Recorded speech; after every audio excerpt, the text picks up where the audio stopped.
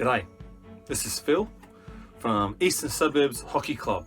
I am the A grade coach for the women's side of the club. This is our first year in a few years, and currently it's 2020 and we're in lockdown from COVID-19. This video that we've put together, this is our first ever video. It's the first time, a bit nervous because it's our first time. We're going to talk about touch skills. You know, the core of creating top shelf hockey players. So our most elite hockey players, they're all going to be really good with this particular set of skills. Touch skills. Touch skills, some people call it stick on ball. You know, keeping the possession tight on your stick. I like to call it touch skills. It's simple. It's a nice, easy way to describe this set of skills, which we're going to look at today. Today, we're just going to do some simple stuff.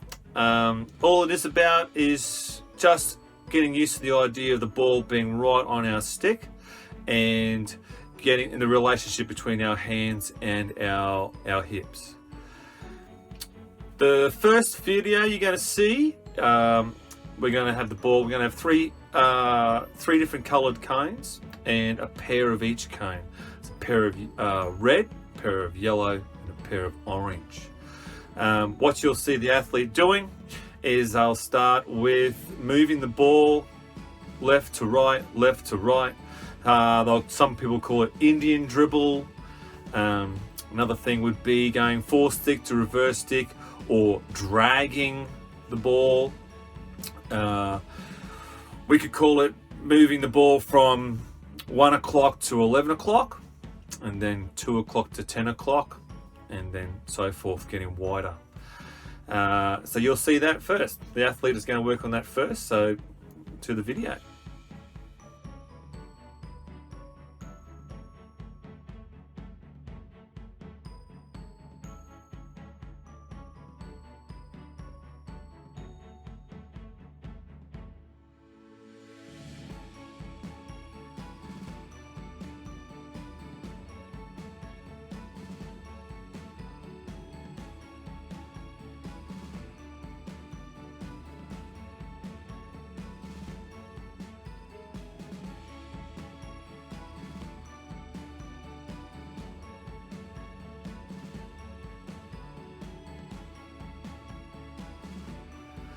Okay, so in these next sets of videos, or this next video, you're going to see the player, the athlete working with moving the ball, dragging the ball from marker to marker. You're going to see them from side on.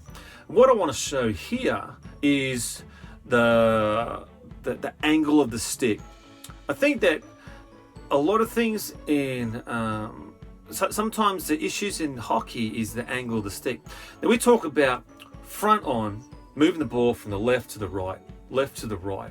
We talk about the stick and the relationship to the stick being vertical and the hands getting outside the hip. So in that case, we want a vertical stick, right? From the side on angle, we don't want that vertical stick, the little stick to be too vertical. We want the stick to be 45 degrees to the ground or lower. This allows the athletes, to get the ball further away from their feet, and again, and importantly, to be able to get their head up. So this is something that we want to be able to work on. So have a quick look at this next video, and again, we're going to talk about, we're going to highlight the angle of the stick, looking for that 45-degree angle. That's what we're looking for.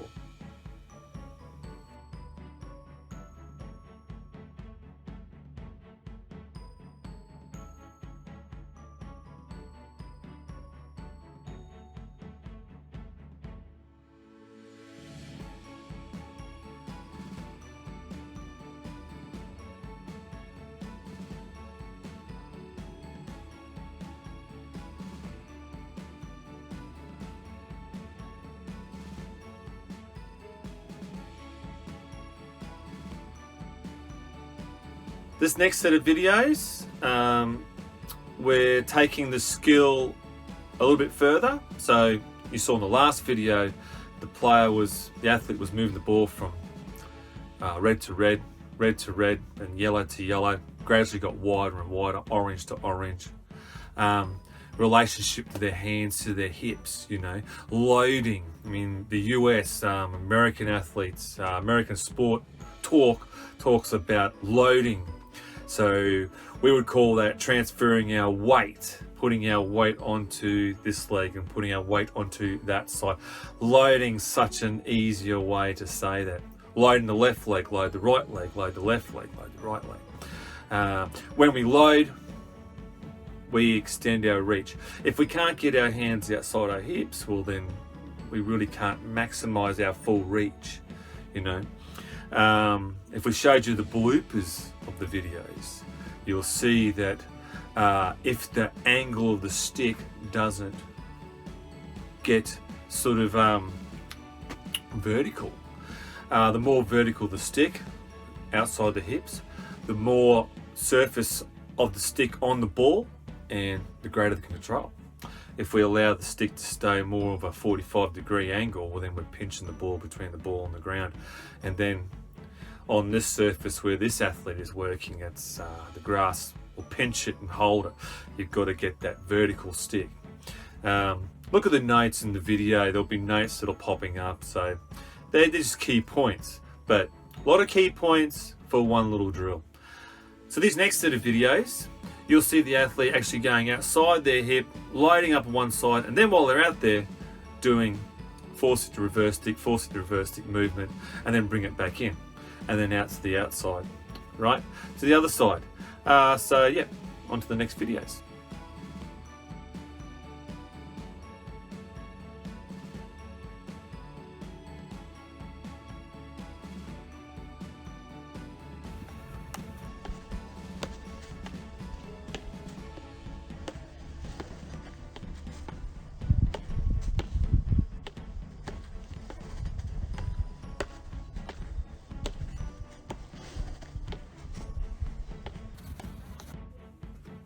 So this next video, you'll see we're going to move forward from moving the ball. Now we're just going to just vary the patterns of movement. So red to red, yellow to yellow, orange to orange, or we go red to red, red to yellow, red to orange, And then we want to see us then accelerate out of the movement. So finish off the movement with an acceleration forward, So we've actually got outside the athlete we're trying to get past, the opposition athlete. And then that's what this represents, is getting outside of that and accelerating out. The first versions will be accelerating out with the ball on the ground, And then we want to lift the ball. 3D skills, some people will call it 3D skills. So this is going to be, or a jink, or a lift. My preference is not to jink the ball. My preference is just to lift it, keep the ball on your stick. So this athlete will work with that principle. More so, we're not really looking, as I said, we're not looking for the jink. We're not looking for lifting the ball up off the ground. We're not talking about that. We're talking about lifting the ball off the ground, not sort of throwing it up. So yeah, so we'll move on. So we drag, and then we go outside the athlete. Or we drag and we'll lift the ball and move outside the athlete. So to the next videos.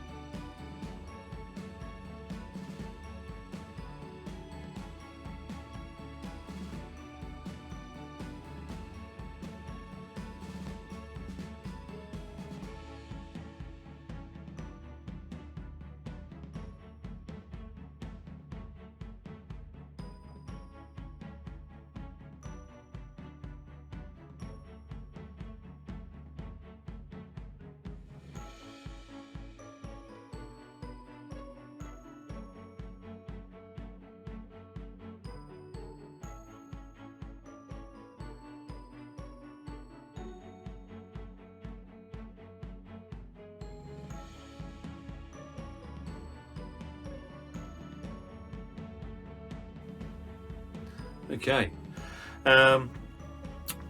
So we've been able to take 3 pairs of cones. We've been able to work on our moving the ball left to right, our drag. We've been able to work on getting it wider.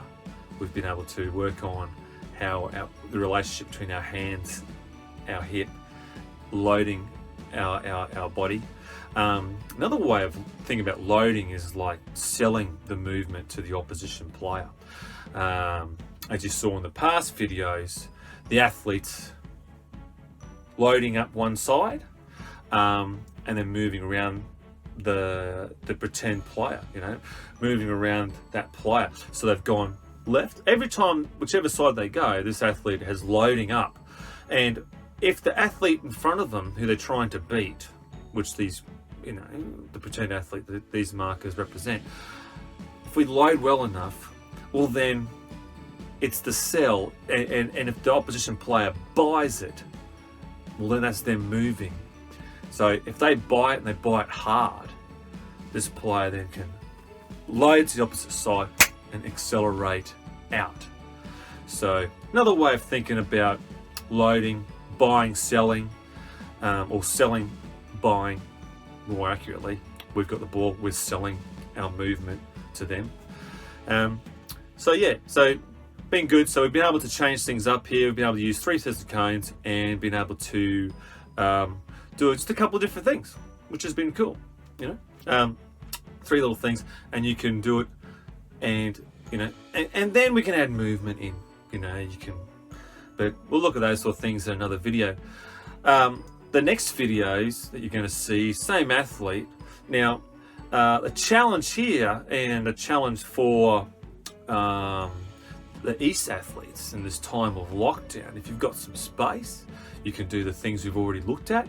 But another thing is a small challenge. See how much movement you can put in without using your reverse stick at all.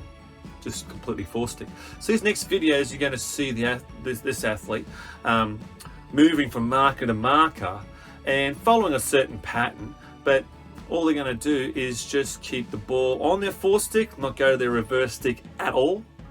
And it's a great way of working on the relationship of your body to the ball. We like to call it body shape.